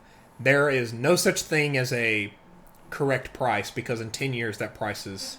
I think consumers shifted. Are more accepting of the $499 price point now than they were in 2013. Yeah. Way more. Yeah. Especially because... you look at the $499 price point back then, where it's $499 because of one accessory that you're going to use maybe like 3 times. Say, that's great. And then the fact is, if the consoles ship at the same price, that's the price people will pay. The question, if both launch at $499, it will not impact sales much at all. The people who are going to buy this within the first 5 to 6 months are going to buy this within the first 5 to 6 months. I already have $800 set aside. I have already set aside the money that I need to buy whichever one I'm getting, with an extra controller or two and a game if it's, if I need to buy, if it's, You buy it. Yeah, I'll probably buy a game. And so I don't think this is a question of what's the right price. The right price is the price that you will pay. The question is, is there going to be a discrepancy? Because yes, if Microsoft launches at $599 and Sony comes out a day later and says, oh, ours is $499 and is basically the same, the next day Microsoft will say, no, ours is down to $499, and it looks bad on them. That's why I'm saying that you do not have any advantage by announcing your price first. And I honestly would fucking love it if Microsoft had the E3 press event and just said, yep, Xbox Series X is coming. You can sign up right now on Xbox.com to be notified when pre-orders are available. And not announce the price. And then at that point... I would love it. It literally becomes a matter of someone's got to make a move. And the fact of the matter, Microsoft could sell this at $399. They could, in theory. And they spent $1 billion fixing the Red Ring issue. Phil went in and said, hey, this is what we need to do. Here's the market research that backs it up. They could do it. Sony could not. If Sony announced that this thing is $399 and it is public knowledge that it was $450 to produce, their stock would shoot down about 50% overnight, and it would be panic. Well, right? I think I'll be honest too. I don't think Microsoft could sell it at $399 either. Maybe on the sense that if they believe that they will take that hit. Yeah, it would be an investment. But pull people in, that's a large hit. It's a huge hit, but you have to understand that Microsoft has more cash. They have more cash, and they don't make Xbox is not a money generator. Microsoft Office, Azure, those bigger services are there. That's why I'm saying they could get away. That is a bold move. It is a bold move, and if that's what Phil thinks will be the thing, but I don't think that it's worth it. I think that these things should come out at $499. They should be par on par, and I think that the actual console war should start once the things come out. The main focus right now is to put out a box that plays video games better than the other box. That is the main goal. I think I don't. You say Microsoft could go to $399, sure, but I don't think they should. And one of the big main reasons is their services. I think that Microsoft has a strong suite of services. They've been building and working on it since they lost the console war, this generation in the console wars. And I think that I'm purely looking at from a financial and a monetary standpoint. I think even if they did that, even if they said, hey, we're going to do that and we're going to just pay, we're going to eat the cost. Sure, fans would love that. Investors would still be, Microsoft stock would still slip a little bit too, because they're like, ooh, every console you sold, at least for the next year, 2 years, whatever, you're losing $100 on it. Like it's where that changes is if 12 months from now they come out and they say, hey, we've seen a double in the number of Game Pass subscribers, and we have sold this many, and maybe a leak comes out like, oh, Sony shipped 2 million units with, in the first 6 months, and then Microsoft's like, oh shit, we shipped 6 million, and then they can come out and just, basically do what Sony did and like start banging the drum, and then Sony's like, we're not going to announce console sales anymore. It's like, whoever's losing is going to want to obscure data. Whoever is winning is going to want to highlight it. Those datas. That's just the way that this... In every presentation they have, like, bam, look how many consoles we sold. It's just the way that it is. But I think that this entire, like I said, the main goal is to ship a box that that plays video games as best as they can. Yeah. If they can do that, how much does that box cost? And that is proven time and time and time again. That is... The Xbox didn't fail because of all the media stuff, because at the end of the day, that stuff got ripped out before you opened your Xbox. What killed it was being $100 more. That was people didn't care about it. The justification for the $100 wasn't there. Wasn't there. The Kinect just didn't build that enough and that's why I said $499 works better now, because they've proven that it can matter when you have the Xbox One X. Yeah. You have more power. I think they're both going to launch it $499. I do think that Microsoft might get aggressive or bold in what comes in that package. I think that having Game Pass being a service that can basically unlock a whole library of games from the beginning is very powerful. Yes. And I know that Game Pass will come boxed in with the Series X. I'm not sure if the PlayStation, here's what I'm scared of. I am scared of the idea of going to buy a PlayStation 5 and being right where I was in 2013 and also in 2007 or 6 and being like, okay, I just spent $400 on this thing. Oh, wait. I also got to buy... If I want to actually enjoy this machine, I got to buy. I got to get a game with it, right? Like they have said that both of these consoles will have back compatibility. Well, yeah, but like I don't want to play from Fortnite on my new thing. I want to play the thing the shiny new thing that's going to be there. Well, yeah, but I don't think Game Pass is going to get that for you. For Halo Infinite, will be a launch title on the thing. Halo Infinite will be, but also thinking outside of Halo, like third-party games, I don't think third-party manufacturers are going to be like, some people may be bold. Ubisoft will. They're going to be right at Ubisoft, man. I love them. Okay, we'll see. I think that's it's $4.99. I think that's what both systems are going to be, and I think it's going to come what they should be to the services. But I think that's the more interesting fight, is that fight with your services. Yeah, as soon as whoever announces the price first, I'm going to call you and I'm going to be like, what are they fucking doing? And if it's Microsoft, I'm going to scream. I'm like, do you learn nothing? Do you learn nothing? Like, I'm not kidding. If you announce your price before Sony, you are at a severe disadvantage. All of your bold moves won't do anything to save you if you allow Sony to do another, here's how you trade used games. Like, if you let them do that, because as much as they say, like, this is, this was all the marketing was art. No, that was shot in the hotel lobby right after that Xbox conference. That was strategic, tactical, bloodthirsty marketing, right? And I would very much like to see Xbox have an opportunity to do that kind of underhanded bullshit and be like, oh, that's great.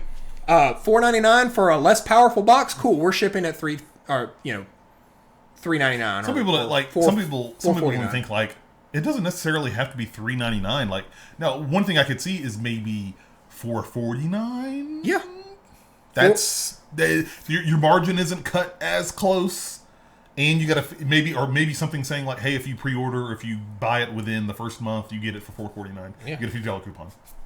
We'll see. I guarantee you, there's going to be a Scarlet Edition. And if they want it to be really cool, you make the Xbox button red. Oh, man. I'd buy that set. Because you remember the Project Scorpio edition? Yes. It's good. They're going to do it.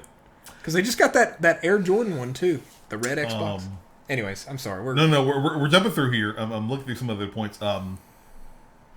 PlayStation not coming to PAX. You said that was a smart move. It's right now. I mean, I'm sorry if you have a convention in the first half of this year. Like, it's probably going to be shit show because you're not going to get anyone from Asia because they're literally locked in their rooms. Like, they are not allowed to leave, and they're doing everything they can to buy Ring Fit because that's the only thing they can do to stay fit. And it's miserable. PAX will take a huge hit from this, but it is not worth the risk to. It really sucked too because like a week or two before this, they talked, hey, we're going to be at PAX. Yeah. There's going to be a playable demo of The Last of Us Part 2. I'm like, oh my God. Because they said we're not going to E3. We're instead going to go to these fan events. And everyone's like, all right, PAX is the first big one. What you got? And then they're like, yep, we're going to be there, except not. But it's... What I want to talk about is the PSN. Yeah. Because I feel like, even as someone who follows PlayStation a lot, like, they don't talk a lot. Or it is not trumpeted a lot about their network services and how they're doing. Now, and I agree, like, a large majority of this is because they have over 100 million consoles sold. And this is the same, like, when they came out and they were like, PlayStation Now is the largest game subscription. And like, yeah, of course, you sold Xbox 3-1. Like, that's... Yes. Like, if every Xbox owner purchased Game Pass Ultimate, they would be at a third of the potential that you could... Like, of course, that's the case. But I also don't think that PlayStation Now is comparable within 1,000 miles of Xbox Game Pass right now. Like, it's... You look at the output of those, it is games that are over 2 years old. Cloud... It's not even comparable right now. The big thing with Game Pass is that new games are showing up on that service. Yeah, new games are on the service. PlayStation Now is very much like... maybe games that you haven't bought yet, like marquee titles in the PlayStation IP, that maybe you're not ready to spend $20, $30, $40 for. Hey, you can, Horizon Zero Dawn is on there. Uncharted 4 is on there. But the difference is Horizon 2 will not launch on there. Spider-Man 2 will not launch on there. And that's the big key differentiator between that and Game Pass. And I don't think they ever will, because Spider-Man is a game I can sit down and beat in 10 hours. No, and so I could just get a... It will very much be the red box approach where, hey, the new game comes out. If you want to be right there when the game comes out, pay $60. 6-9 months down the road, guess what? Now you can play it on service if you didn't get a chance to get it the first time. Yeah. But like $12.48 billion. Big money. That's super big money, and good on them. It's very interesting and shocking that they don't push those numbers as well or as much as they do some of the console stuff. And it's very interesting. Maybe we're seeing a shift in that strategy, which I get why they're doing it, because I understand why Microsoft was doing it. So I'm very curious what their strategy is going into this generation, focusing again not so much on how many consoles are sold, but on how much interaction you're having. And I think part of that is the advent of microtransactions, DLC, and stuff like that, where in the premise of making a game and keeping the people in your world, and not just playing the game and then just there's people will ask a lot of times. I've seen threads pop up on Reset Era, and like now, if you look at the PC, there's I think maybe 9 major launchers at this point. There's quite a few. But if you look at where games are coming out, they're still coming out mostly on Steam. And people will ask, well, why aren't people going with Epic? Why aren't people going with this other stuff? Like, why aren't they doing that? It's because they make money. Like, developers put their games where they make money. Like, and right now on PC, Steam is where people make money. It's funny because it's not, I might even say, to an extent, I might even not say that it's where they make money. It's where the largest install base is. Yeah. Especially if you are a mid to indie sized developer and you're putting your game out there and you don't have the big money to have your own launcher or to have the advertising budget to show off, where are you going to put your game in front of the 5% over here or the 95% over here? Yeah. When you toss it in the water, how much more of that ratio are you going to get? And Steam makes more sense. Even if you take that 30% cut you have to give the Steam, if you have a larger user base, you're still going to end up making more money. And I use that analogy to describe, like, this is what developers want to launch their games where people are at, right? And a lot of people are on PSN. I think PSN has done a great job with their sales. Like, their sales are amazing. The flash sales, they started maybe 3 or 4 years ago, were really, I mean, up to what I expected Steam. You know, like, I think Steam sales have fallen far from grace. Like, it's... Yeah. And, like, PlayStation's kind of risen to that, right? And so... And Xbox hits it sometimes, right? Like, I think there's summer stuff. I feel like Sony has more flash sales than Microsoft does. Well, yeah, and I think they do a better job communicating, but that's a UI thing. Don't let me talk about console UI design. It'll be a disaster. But yeah, it's like Sony has been rocking it out. And I think that Sony is its own worst enemy in some ways. And console went, like we said this before, when you bet on console sales, when the generation flops over, that is when the armor is weak. That is when you can be destroyed overnight, as Xbox was, as Sega was, as everyone who's ever... It's just, I think the big thing is that I think console sales can't be ignored, because I think there is a correlation between console sales and active user input. Yeah. As we see, 100 million subscribers, and we're making all this money because even a third of that audience is still... and I think that maybe showing, from both parties, showing both of those numbers in tandem and let people know, like, hey, when Sony had that big, whatever conference was, and they had that little slide pop up and say, over 100 million consoles sold, 38.8 active users, this much money sold, like, showing, I think that is... It's more information. Yeah. Not just necessarily like, oh, we have this many active users. Yeah. Like, and I think even if you say, like, because I think this is definitely going to be prevalent for both Microsoft and Xbox going in for the first 2 years of this generation, like showing, hey, we have this many active users across the Xbox family, across the PlayStation family. Maybe you only talk about sales numbers for your latest console. We don't worry about the Xbox One X. We don't worry about the PlayStation 4, but like, hey, Xbox Series X is selling 10 million consoles. We've got 40 million active users on Xbox ecosystem, so there's plenty of ways for your games and your services to reach those people. That's what devs want. They want people. I think I understand the numbers, but I would still like to hear about the console sales. You will, from whoever is on top. Yeah. If Microsoft sees that they're selling more consoles than Sony is, they'll be like, we've decided that we're going to change up how we do our reporting. And I'm going to call you and be like, ah! And yeah, it's like, this is the tale as old as time. There's always going to be a first, there's always going to be a second. And they're both going to do the same. They'll play the same. They're going to do things that, they're going to do things that help their business succeed and make them look good, make them have a good light shown on them. Yeah. So, that's all I've got on the PlayStation stuff. So now we must declare, I guess, this month's winner. Looking at this picture for the month of February, stories we've heard, the conversations we've had. Seth, who are you? Who's your hat tipping to? Man, I don't see Sony doing anything right now. Like, they're talking, but they're not saying anything, and I'm doing this very objectively, but like I just don't see, like I'm looking at this stuff like PlayStation makes money, water is wet, PlayStation closes a Manchester studio. That's not a great move. PlayStation's having issues with the cost. I think the cost is, it's not good that they're having issues with cost. It's not good that they're being a little passive on addressing that. They're not coming to PAX, and they paid a lot of money for a developer that was already producing exclusive content for them. So, like, I don't think Xbox had that amazing of a showing this month, but Phil was on a podcast talking about things, addressing concerns, answering hard questions. I think that they've had some big departures that are kind of a big question mark. I don't think that they're great, but like they're also not bad. But at the end of the day, I would say if you're like, all right, you got $100, you got to give it out. I'd say I'd give like 3 cents to Sony and like 4.5 cents to Microsoft.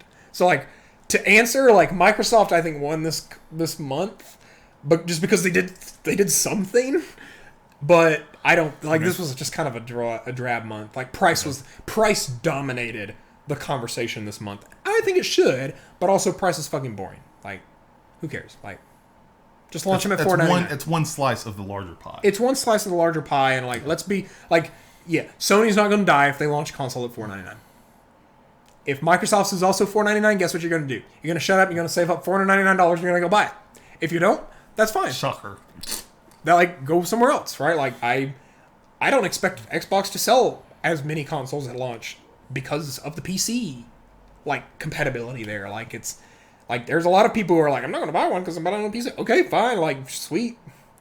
They probably don't have to sell you a console at a loss now. Like you're still going to buy the game. Like they're still going to make the money. So it's I would say Microsoft just from the standpoint of they had something, but like I said, it's pittance of content this month. What about you?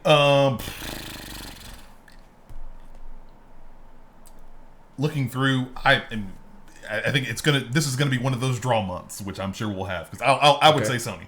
I would say Sony. I think that the Xbox camp was pretty quiet. It was awesome to see Phil on that podcast, but it was nothing new. It was more just conversation of stuff, which that was the setup there. It was more conversation and some clarification on points that had already been made in the past. And so, which is great to see. Always love clarity, but there wasn't anything new or shakeups thing. I agree that Rod Fergusson leaving the coalition was kind of like questionable, like interesting, like what's going to happen. I don't think there's nothing to be nervous about with the coalition. Believe me, they're backed by Microsoft. They're totally fine. But it's just, I think more so, it's more of they have a very strong creative mind that has been with the company for a long time that they've lost. Yeah. And then I just the whole competition thing comment that Phil said just rubs me the wrong way because it's like I can see you got to clarify yourself, Phil. Come on, you got to clarify yourself. Yeah. The Manchester studio, yes, they haven't made anything, but it just sucks when you see studios close. I want to see some close. And the cost of the PlayStation 5, that sucks.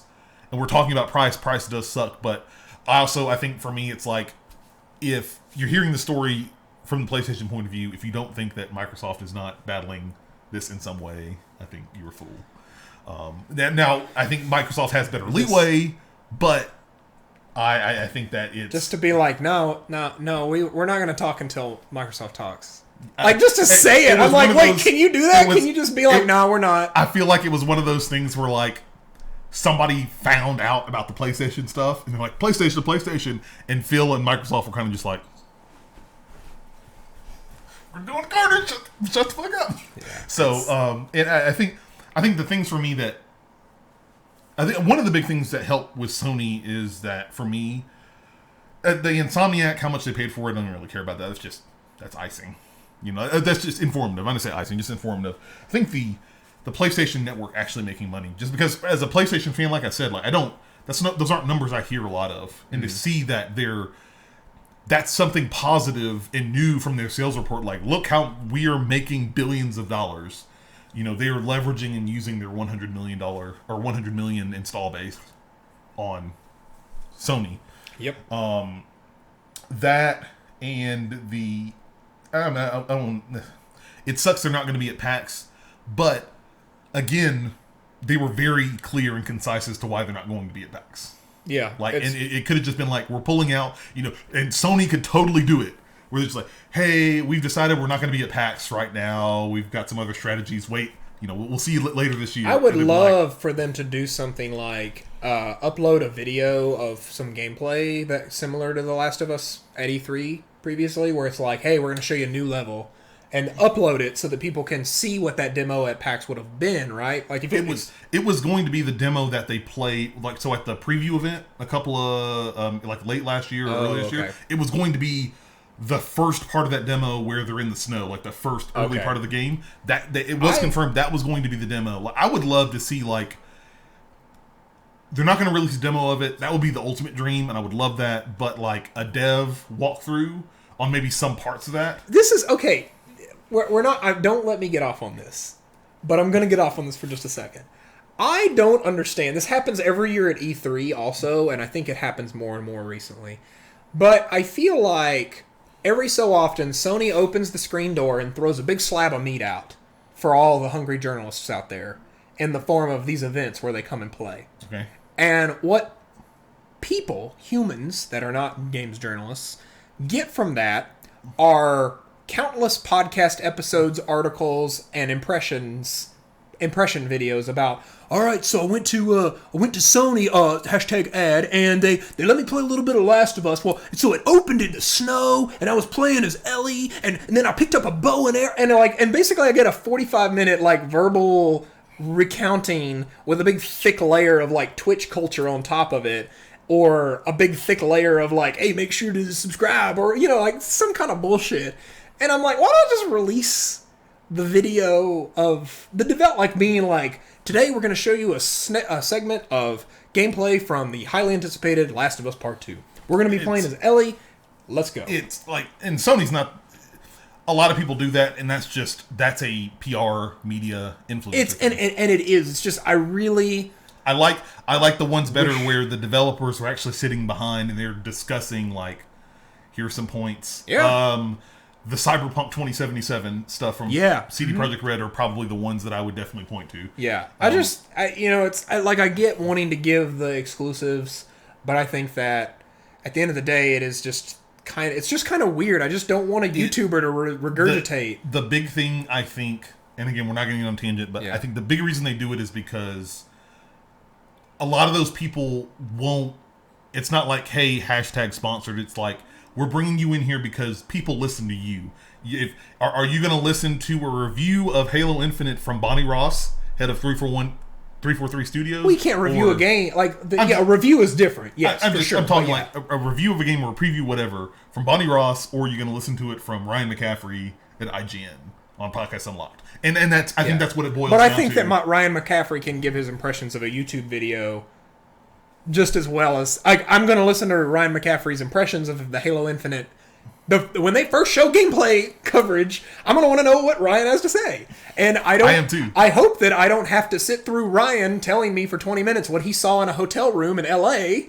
I hope that I can watch the content myself and then hear his impressions based on what I also have access. It just seems weird to gate content. If you fill the podcast, that's exactly what you're going to do. Well, Halo Infinite's a bad... But you hear about Cyberpunk was an infamous one where it was they showed it on stage, they showed a snippet, but then they're the press actually got to go back and see the 45-minute demo. Yeah. I'm they put the 45-minute demo and they fought for it and they said, okay, you know what, give us a couple of months, we'll put it out. And that should be live on YouTube the minute the trailer shows, because that is when the hype, that is when the iron is hot.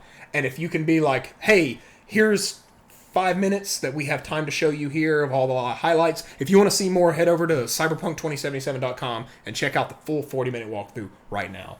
But I'm pretty sure some sales guys what if I buy you a steak dinner and you make that an IGN first? Yeah, it's money is being moved between hands. I just wish that it was a democratized beyond our pay grade. Anyways, so yes, state of play. It's a draw. It's a draw. I'm ready, dude. I was I can't wait to give Sony the win this month when they announced the date of, or at least the features of the PlayStation. And then it was crickets. It was reverse crickets, because they're nah, PAX were out. No. Yeah. Price, we'll literally wait and see. But we'll see what happens. Yeah. So last segment of the show. Power Your Dreams. This is where we kind of look at both Sony and Microsoft, and we pick one thing that we hope that each of those companies would do for their systems and brands that we would like to see from them in the future. Seth, you may go. Yes, I'm going to start with Sony. I actually kind of had a little bit of trouble coming up with Sony's, but mine is a simple request. I hope that when they reveal the PlayStation 5, that it is not done, and I know I just got through saying don't have these media events to hide gameplay footage. I hope that it is not just a video drop. Like, I hope that it is an event. It's not a state of play. It's not a state of play. God, I'm with you on that. What I would love more than anything from Sony's announcement is this. I want them to have their weird little press event thing where they invite everyone out to show it off. They go through and do the 45-minute, like, here's the PlayStation 5, here's the demo reel, here's the tech demos, all this stuff, right? And they'll be like, we're really excited to tell you more about what PlayStation 5 has in store. So join us for a State of Play hosted on July blah blah blah blah or May blah blah blah blah, where we will be sharing more details about games that are coming and things that you can expect from the PlayStation 5, and set that expectation early of like, hey, we're going to be talking about this more in depth. The problem is if you say a date, then people are going to expect that you're going to announce the price at that date. And I think if they do that, they would have to. Like, you would have to at that point. But I would love to see the situation where Sony starts to communicate clearly about when they intend to communicate with fans and what they intend to communicate in those events. Because Nintendo has kind of turned these Nintendo Directs into like 2 days before. They're like, we're having a Direct. And I really wish that they did more. You know what's funny is that they do that. Like they started doing that with the State of Plays. When a State of Play comes out, it's like, hey, a State of Play is happening in the next week. We're going to talk about new upcoming games for the PlayStation 4, PlayStation VR. It's going to be about this long. As we said before, there will be no information about the PlayStation 5, so don't walk up in here and ask them about it. And so I think they have looked at Nintendo's strategy and seen that. Because that is nice from Nintendo when a Direct pops up.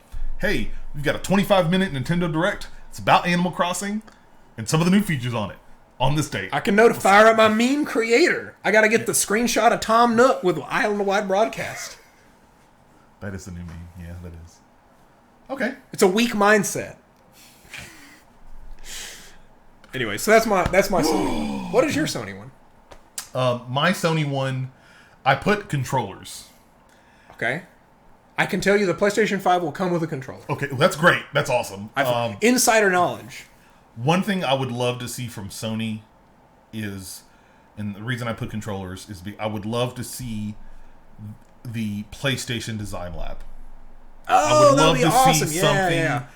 Like, the Xbox Design Lab is so awesome. You can go in there, use the colors of the buttons and the triggers and stuff, make your own custom controller. And I would love to see something like that on the Sony's camp. Reason is because they've just re-released some new colors, and they have the I thought about this because there is one controller that they showed out that I want, and it's the the Sunset Orange. PlayStation 4 controller. Right. I'm sorry. And it's I was thinking about that. I'm like, I want this controller, but then I was like, man, it would just be awesome if I could just go in and they had a color palette and make the sticks orange or whatever. Change the stick colors, the buttons, the triggers, whatever I wanted to do, the face, and then have it shipped straight to me. I would love that. And maybe one day, I think that was just a bold, since we're using this word so strongly in this episode, a bold move by Xbox with the Design Lab. I would love to see something like that from Sony's camp. Hey, spin-off question. Pie in the sky. What is the one thing that you want to see added to the PlayStation DualShock 5 controller? The DualShock 5? Yep. Jim Ryan comes to you and says, all right, Cameron, I love console wars. Rocket Punch, I've been a big supporter from day one. You always defend us, very well from that idiot Seth. Apparently he doesn't listen to the show very much. And I want to know, I got a $4 billion right here. We got R&D ready to go. What do you want in the DualShock 5? We're going to ship it. I would probably say, I really like the DualShock 5. I would. You don't like the DualShock 5 because it doesn't exist DualShock 4, but I would probably say something small like, do something more with the interior. I like the cool trackpad button thing was cool, but its initial implementation when the PlayStation 4 the middle of the interior. The middle of the controller. Yeah. The middle part with the touchpad, its initial design, hey, you have these cool features in games, basically got. Not after the first year, it never got used again. And I think that maybe look at that middle part and think about things you would want to do differently with that, and things that would maybe help the user experience more and would add value to the experience more so than just oh, it's the trackpad button. I got a bigger button to press, which is cool. It's nice. It's handy for me with these big hands, but I think I would want to do something with that interior. I like the buttons. I like the sticks. I've always, again, it's hard for me to say because I've held every iteration of a PlayStation controller since inception. But that would be my thing. Yeah, I would like to see a little bit more of a controller curvature for the DualShock. Like right now, it's still got that. It's basically a rectangle with the stick with the block, and so it's kind of blocky. I would like to see a little bit more of a curve. The Xbox controller has that nice contour to it, and that to me is more comfortable to hold with larger hands. That's my realistic. I think they'd ship that. The thing I would really like to see, twofold. One, I would like to see some implementation of wireless charging. I think it would be really cool to have the ability to just... And even, hold on, big brain Seth coming through. What if you could charge it on any cheap pad, but also the top of the console? You could just set it on the console. Oh, that'd be cool. So if you keep it... Obviously, it wouldn't work if you stood it up, but like if you keep your console there, you could just sit it on top of your console, and that is both how you pair it and charge it to your console. That would be cool. Or USB-C. I would take that as well. Well, they're definitely when they introduce the PS5 Boomerang controller, they're going to that would be the new equivalent. That would be the we've partnered with this person. But I've got one even more. Because I just like Goku, I'm going to go even further beyond with my stupidity in these suggestions. So, PlayStation, I've always thought of, especially with PS4, has been okay with what I would call light modifications, right? Like, you can easily open up your PlayStation to clean the fan, to access the hard drive, right? Yep. They're not afraid to let you get into certain areas. What if you could flip the DualShock 5 over, you got a little screwdriver, voop, voop, voop, voop, open, and just the front plate comes off. And this is twofold. One, you could pull the four, I'm going to call them modules, so you have the two sticks, the D-pad, and the face buttons. Those are 4 modules, right? Pull them out and rearrange them how you see fit. Because then I can have my I could build it like an Xbox controller where my left thumbstick is up higher than mine. It's not on the same level playing field. I think it would also help with accessibility for certain folks. Like if I need some kind of, extra help or whatever, like it would kind of give you a way to talk about like, oh, we don't have an accessibility controller like the Xbox one, but you can modify this one.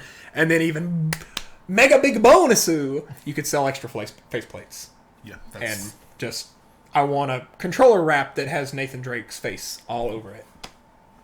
I actually beat Uncharted 4 for the first time. I saw that. I beat it.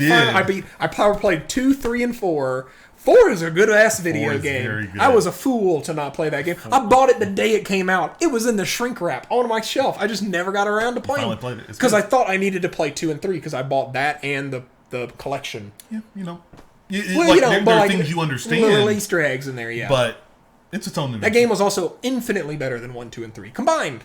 I did not enjoy my time with 1, 2, and 3. They were hard to play.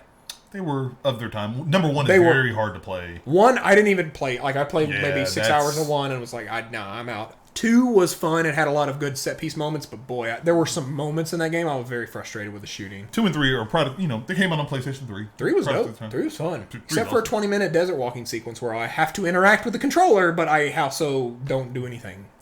But I digress. I love doing that. Microsoft. Oh, it's me. Microsoft. All right. Microsoft. Listen. I'm insane. I'm a crazy person. Microsoft. Phil Spencer, I'm speaking directly to you and your team at this time. Pack in Halo Infinite to every single Xbox Series X. Pre-installed on the hard drive. You boot it up. You log in with your Microsoft account. It says, congratulations, this copy that's on here is now linked to your account. You can install it anywhere. Pack it in. Halo is single-handedly your biggest game that you're going to launch with. You pack it in, and because if you're going to give everyone a month of Game Pass for buying the thing, they're going to play it anyways. Pack in the purchase, pre-install it on every Series X, and that immediately addresses that thing I said earlier of I'm going to buy this thing, and what am I going to put on it? It immediately addresses the need for people to update their consoles the day that they come out. It immediately addresses so many needs That's a very... Pack it very, in. very bold. Pack it in. And, you can have a little question on the pop-up. It's like, this game's already installed. Click here to play now, or click here to uninstall. So if people don't want that game, they can uninstall it. Put it on there, dude. Take Halo Infinite, put it into dual syringes, inject it into humanity's eyeballs directly. That's very bold. It's bold. That's extremely bold. Pack it in. Show people the power of the Series X. Don't make them have to go seek it. Show them right from the beginning. Because, again, if you're going to give people a free month of Game Pass, everyone's just going to go play that game anyways. You're not losing money. People are still going to activate the Game Pass. What ends up happening is people use Game Pass to play games that aren't Halo. You would lose money if you got a month for free. Then after the month they unsubscribed. They would not be able to play Halo anymore. Yeah, they would have to pay. Would want to go buy it. As opposed to if you pack it in, that eats into that cost of the system. You would instantly, even at $4.99, you would take a loss at somewhere, whether you're in the game or the console itself. I think that since they are going to sell Halo Infinite on Windows Store, on Steam, on Xbox One, that people are going to buy it where they want to play it, right? Yeah. But I am talking about going above and beyond for those fans who are ready and eager to buy your $500 Series X, the next generation console. Give them something that they can chew on from the very beginning. It's if that happens, you know what it's going to be. What? It's going to be the limited edition Halo Infinite Xbox Series X box that they ship that has the game included. Sure. And if it'll be a little bit more expensive than the Series X. I don't know. You're right. Put it on. Pack it in. Go bold, baby. You got to play hardball with Sony. They're over here like, we're not going to talk about price until Microsoft does. You got to get in there. You got to be like, cool, $4.99. Halo comes with it. Boom, True Power 4K. You want to play on the 4K? Go over to the PS5. Oh, man. Just saying. Okay. My Microsoft pick. It's an easy one. Streamline the UI. Get the UI fixed. I think you may have mentioned it before a little bit. Yeah. Just like get the one problem I have right now is just that it is not that the UI isn't bad on the Xbox One right now. It's that there are things are hard to find on the Xbox One. I feel like even when I go to the store and I'm like, I want to buy something on here, it feels difficult. It feels like it's making me work a little too hard for this. More so than if and granted, I'm used to the PlayStation area, but I know if I go to the store, I can see all these games. It has all the sales and stuff for me, but on the Xbox One, it has like a few games here, and I like sales somewhat are hard for me to find, and then just like the way the interface works, and the big one is like games, is how like if I install a game, it doesn't show up for me on the main screen. I have to go to My Games and Apps. Then I have to go find the game, but I just installed it on my phone. I love the fact that I can pull up my phone and say, install this game. But then I would love it if it's like, you just recently installed Final Fantasy 15. You want to play this now? Sure do. Instead, I have to go through 3 or 4 menus to find it. I agree with you. Don't let me talk about usability on consoles. It is my dream to work on console UI and experience. That is my dream. I think that there's so much potential right now for the way that Game Pass, you're talking about the mobile phone, changing the way that you interact with your installation process. Yep. I just had a thought. Okay. I'm going to backtrack to our controller question. What's the one? I want this feature on both controllers, and I want it across the board. I want, and this is going to sound so cheesy, and you're like, well, no one uses it on phones, but I want a voice assistant for these. And I'm not talking about, like I know Cortana is on the Xbox. I'm talking about controller has a microphone built into it. There is a button on the controller dedicated to activating this thing. And it's not like Cortana, whenever I say it, it immediately freezes whatever I'm doing, and the game lags, and then, what do you want? And then you're like, no, Cortana, go away. Like, that's not what I'm talking about. I'm talking about I press this button and say, launch Final Fantasy 15. You got that super powerful SSD? right into it. I say, buy Halo Infinite. Boop, boop, boop. Are you sure? Click yes. Like, speed mixed with the power of my voice. That is... And then, you know, they have this Alexa and Google Assistant connection that Microsoft's done recently. You could be sitting and just say, you know, hey, trigger word. Download Halo Infinite. Oh, you don't have enough room for Halo Infinite. Would you like to remove...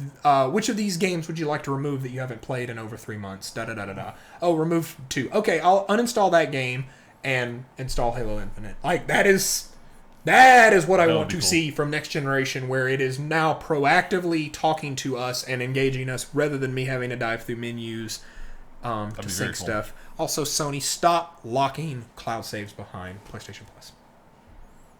They still do that. They still do that, and it sucks. It sucks. It super sucks. Because it's not even like you can... Like, I share PlayStation Plus with a partner, but they're the person who pays. Cloud saves are locked to you have to pay. Yep. It sucks. It really sucks. And Microsoft provides it for free. I would like to see everything. Yeah, I would agree. I'd like to see that just as a natural feature at this time now. Yeah, I'd like it's... to see I don't know. Let's see that. Whew. That's it. That's it. That's it for episode 2 of Console Wars. We got it in the book. I said Controller Wars, but it's Console Wars. Controller Wars. That's like a battle. Controller battle. Yeah, controller battle. Console Wars there. As always, guys, thank you so much for joining us here. You can, as you always know, you can go to rocketpunchgo.com to check out more videos and content for Console Wars, as well as any of our other new stuff. If you're actually listening to this month, we should have our board game podcast, Dice, Decks, and Design, should be coming out this month as well. We've got that recorded. It's ready. I just got to do some post-production on it, and it's ready to go. So get excited for that if you like board games there. But as always, guys, make sure rocketpunchgo.com. That's the place you want to be for all the content that we do here at Rocket Punch. Recently updated rocketpunchgo.com with more fun changes to come. Yes. We've got to work and talk about that at some point in the future as well. We'll do it this month. We'll have that conversation. But guys, that's it for the episode. As we like to do, we have fun. We poke at each other, but in the end, we're all about the gamers and respect. But in the end, we discovered that Seth's dagger was poisoned, and we'll see. But thank you guys so much. Thank you, Seth. Thank you. We'll see you it's later. It's always a pleasure. Do the handshake. There. See you later.